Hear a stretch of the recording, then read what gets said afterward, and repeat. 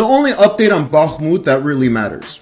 While many headlines are saying that the situation in Bakhmut is very bad and it's dire, the ISW and other military experts have come out and said that a full encirclement of Bakhmut while Ukrainian troops are trapped inside is very unlikely. Ukraine knows this. They have come out and said that they'll fully retreat out of Bakhmut before allowing all their troops to be trapped inside. Instead, what Ukraine is doing is a defensive strategy called as the Fabian defense strategy, which includes slow and calculated retreats. And while they slowly retreat, they are inflicting massive losses on the invading forces, almost like inviting them in as bait. And especially since Russia is so heavily invested in Bakhmut, this is working very good for Ukraine since they want to weaken this offensive line ahead of their spring counteroffensive. As many of you know, Free the Leopards and a lot of other Western firepower is on its way to Ukraine, and they're going to be engaging in a full-fledged spring counteroffensive.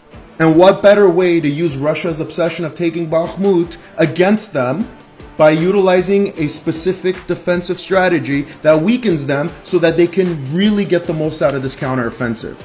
And I'm going to go ahead and leave you guys with this topographic map right here.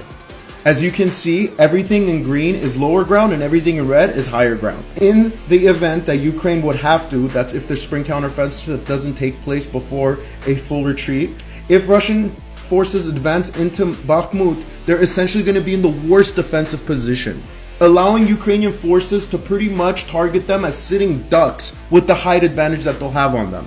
So I encourage everyone to take every update, including mine, on Bakhmut with a grain of salt, because while a headline saying that Ukraine is retreating, Ukraine is being encircled, might sound really bad, just know that they have a strategy at play.